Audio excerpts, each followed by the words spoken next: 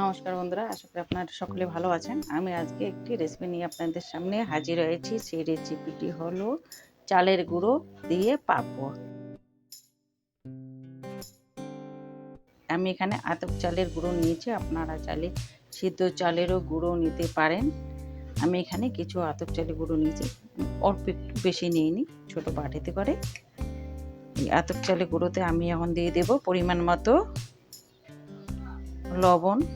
লবণটা খুব বেশি দেওয়া যাবে না, তারপরে লবণ বেশি লবণ হলে পরে ভালোও লাগে না। আর দিয়ে দিচ্ছি ঝালের জন্য গোলমরিচ গুঁড়ো, একটু ঝাল না হলেও পরে ভালো লাগে না। এখন আমি দিয়ে দেব পুদিনা পাতা, শুকনো করে শুকিয়ে গুঁড়ো করে নিয়েছিলাম, সেটা এখন আমি দিয়ে দিচ্ছি পুদিনা পাতা গুঁড়ো।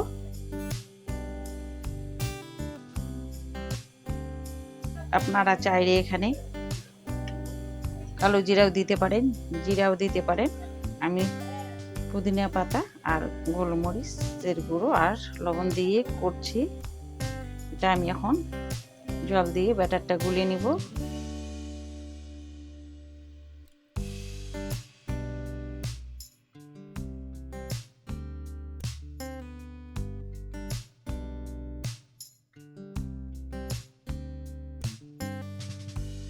আমার চ্যানেলটি যারা প্রথম দেখছেন তারা অবশ্যই চ্যানেলটি সাবস্ক্রাইব করবেন।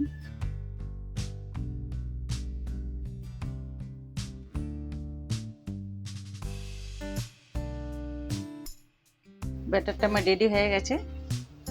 আমি এটা কিন্তু জলে ভাপিয়ে করব, বেলবো না। এরকম পাতলা করে গুলে নিয়েছি,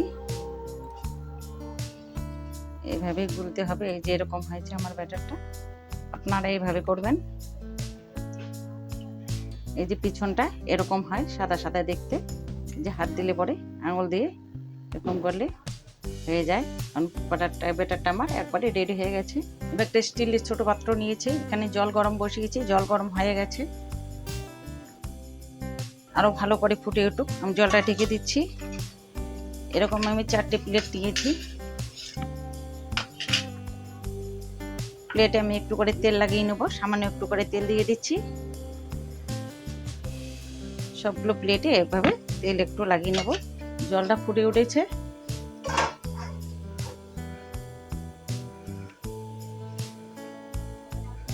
আমি এখন এই চামচের হাফ চামচেরও মানে হাফ চামচের বেশি, 1 চামচের কম ব্যাটার ঢেলে দিচ্ছি।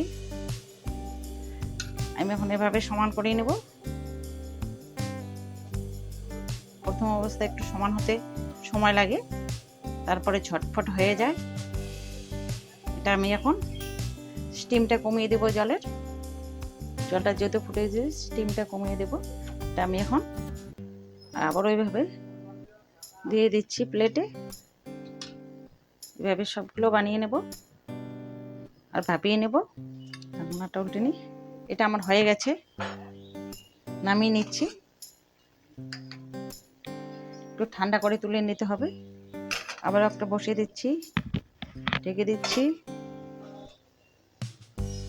এটাও রেডি হয়ে গেছে, নামিয়ে নিচ্ছি। আর একটা দিয়ে দিচ্ছি, আবারও ঢেকে দিচ্ছি। এটা ঠান্ডাও হয়ে গেছে। এই একটা চাকু নিয়েছি, চাকুর মাথাটা দিয়ে আমি এখন তুলে নেব। এটা বানানো খুবই সোজা, যে একবার দেখবে সে অনায়াসে বানাতে পারবে।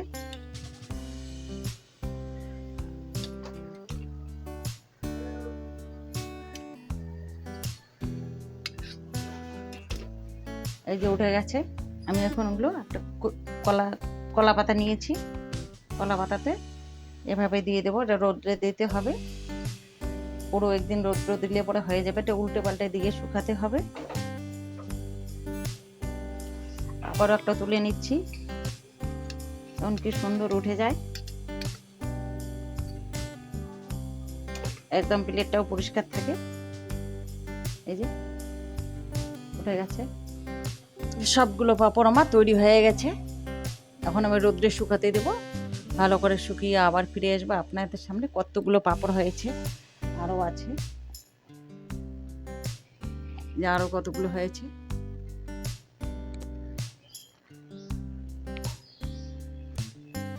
এখন আমি ভালো করে সবগুলো শুকিয়ে নেব, আবার 2 দিন বাদে ভেজে দেখাবো।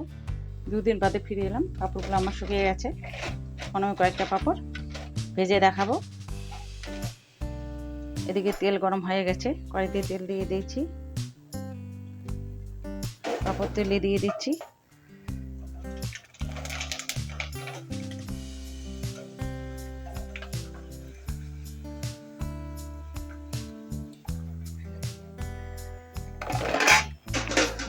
এভাবে সবগুলো পাঁপড় ভেজে নেব।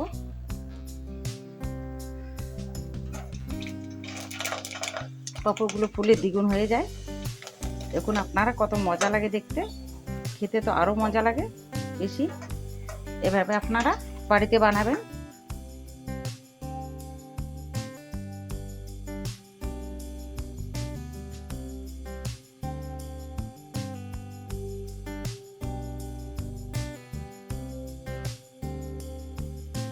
আমার পাঁপড় ভাজা হয়ে গেছে।